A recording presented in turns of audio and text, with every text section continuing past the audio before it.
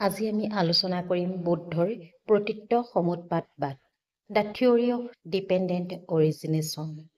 বৌদ্ধৰ প্ৰতীত্ব সমুৎপাতবাদ কাৰ্যকাৰণ তত্ত্বৰ ওপৰত আধাৰিত।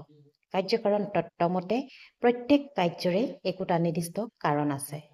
কাৰণ অবিহনে কোনো কাৰ্য সংঘটিত হ'ব নোৱাৰে। কাৰ্যকাৰণ তত্ত্ব স্বীকাৰ কৰি বৌদ্ধই কৈছে যে এই জগতৰ কোনো ঘটনাই আকস্মিকভাৱে ঘটা নাই। জগতত ঘটা সকলোবোৰ ঘটনাৰে একোটা পূৰ্বৱৰ্তী কাৰণ থাকে। এই কাৰ্যকাৰণ সম্পৰ্ক সাব্যিক আৰু স্বীকাৰ্য সত্য। কাৰণ এটা সূত্ৰক সংস্কৃতত প্ৰতীত্ব সমুৎপাত বুলি কোৱা হয়। প্ৰতীত্ব শব্দটোৰ অৰ্থ হৈছে পোৱা আৰু সমুৎপাত শব্দটোৰ অৰ্থ হৈছে উদ্ভৱ হোৱা। অৰ্থাৎ কোনো এটা বিষয়ক অৱলম্বন কৰি আন কোনো এটা বিষয়ৰ উদ্ভৱ হোৱাই হৈছে প্ৰতীত্ব সমুৎপাত। কাৰণতাৰ ক্ষেত্ৰত ক'ব পাৰি যে কাৰণক অৱলম্বন কৰি কাৰ্যৰ উৎপত্তি হোৱাই প্ৰতীত্ব সমুৎপাত। বৌদ্ধৰ মতে ঈশ্বৰ বা কোনো চেতন সত্তাই জগত পৰিচালনা কৰা নাই বা আকস্মিকভাৱে এই জগতৰ কোনো ঘটনা ঘটা নাই। জগতত যি ঘটিছে সি পূৰ্বৱৰ্তী কোনো ঘটনাৰ ওপৰত নিৰ্ভৰ কৰিহে ঘটিছে। প্ৰত্যেক ঘটনা উদ্দেশ্যমুখী। জগতৰ সকলো বস্তু বা ঘটনাই কোনো চৰ্ত বা নিয়মৰ অধীন।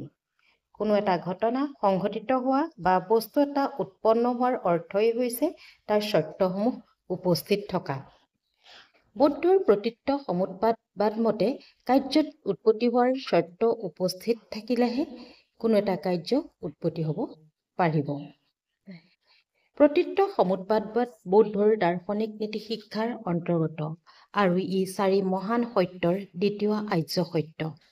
বৌদ্ধই জন্মান্তৰবাদ স্বীকাৰ কৰি ক'ব বিচাৰে যে বৰ্তমান জীৱন পূৰ্বৰ কৰ্মৰ ওপৰত নিৰ্ভৰ কৰে আৰু বৰ্তমান কৰ্মৰ ওপৰত ভৱিষ্যত জীৱন নিৰ্ভৰ কৰে। বৌদ্ধৰ 4 আৰ্য সত্য দুখতেই আৰম্ভ হৈছে। প্ৰত্যেক ব্যক্তিৰে জীৱনত দুখ আছে বুলি বৌদ্ধই কয়। দুখৰ পৰা হাত সাৰি কোনো মানুহ থাকিব নোৱাৰে। বৌদ্ধৰ কাৰ্যকাৰণ সূত্ৰৰ মতে দুখ এটা কাৰ্য আৰু দুখৰ কাৰণ হৈছে অবিদ্যা।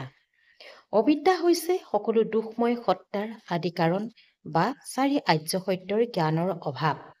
অবিদ্যাৰ বাবেই জীৱই অনিত্যক নিত্য, ক্ষণিকক স্থায়ী বুলি জ্ঞান লাভ কৰে, যাৰ বাবে জীৱই সুখময় জীৱনৰ আশা কৰে। অবিদ্যা বা সত্য জ্ঞানৰ অভাৱৰ বাবেই মানুহৰ দুখ উৎপন্ন হয়। দুখ মানে জৰা মৰণ। বৌদ্ধৰ এই কাৰ্যকাৰণ শৃংখলাত 12টা কাৰণ আছে আৰু ই অতীত, বৰ্তমান আৰু ভৱিষ্যত জীৱনক প্ৰতিনিধিত্ব কৰিছে। বৌদ্ধৰ 12টা শৃংখল বা দ্বাদশ নিদান হৈছে অবিদ্যা, সংস্কাৰ, বিজ্ঞান, নাম-ৰূপ, সৰায়তন, স্পৰ্শ, বেদনা, তৃষ্ণা, উপাদান, ভৱ, জাতি আৰু দুখ। এই 12 নিদানৰ ভিতৰত দুখ আৰু জন্ম হৈছে ভৱিষ্যত জীৱন। ভৱ, আসক্তি, তৃষ্ণা, বেদনা, স্পৰ্শ, সৰায়তন, নামৰূপ হৈছে বৰ্তমান জীৱন। চৈতন্য, সংস্কাৰ আৰু অবিদ্যা হৈছে অতীত জীৱন। প্ৰতীত্ব সমুৎপাদৰ বিভিন্ন নাম আছে, যেনে দ্বাদশ নিদান, সংসাৰ চক্ৰ, ভৱচক্ৰ, জন্ম মৰণ চক্ৰ, ধৰ্মচক্ৰ আদি। প্ৰতীত্ব সমুৎপাদত দুখৰ 12টা কাৰণ উল্লেখ কৰাৰ বাবে ইয়াক দ্বাদশ নিদান বুলি কোৱা হয়। এই তত্ত্বই মানৱৰ জন্মৰ পৰা মৃত্যুলৈকে জীৱনকালৰ কথা কৈছে বাবে জন্ম মৰণ চক্ৰ বুলি কৈছে। জগতখনক সংসাৰ বুলি কোৱা হয়। জগতত মানুহে কিদৰে জন্মৰ পৰা মৃত্যুলৈ অতিবাহিত কৰিব লাগে তাক ব্যাখ্যা কৰাৰ কাৰণে সংসাৰ চক্ৰ বুলিও কোৱা হৈছে। ধৰ্ম মানে কৰ্ম। কৰ্মই জীৱক বন্ধন আৰু মুক্তি দিয়ে, সেয়েহে ইয়াক ধৰ্মচক্ৰ বুলি কোৱা হয়। প্ৰতীত্ব সমুৎপাদক ভৱচক্ৰ বুলিও কোৱা হয়, কাৰণ ভৱ মানে অস্তিত্ব আৰু জগতত জীৱৰ অস্তিত্ব সম্পৰ্কে আলোচনা কৰা হয়। বৌদ্ধৰ প্ৰতীত্ব সমুৎপাদক মধ্যম পন্থা বুলি কোৱা হয়, কাৰণ প্ৰতীত্ব সমুৎপাতবাদ, স্বভাৱবাদ আৰু যদৃচ্ছাবাদ এই 2 চৰমপন্থী মতবাদৰ মাজত অৱস্থান কৰে।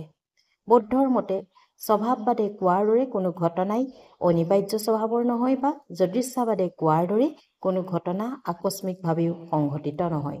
বৌদ্ধৰ মতবাদক সেয়েহে মধ্যৱৰ্তী মতবাদ বুলি কোৱা হয়। ধন্যবাদ।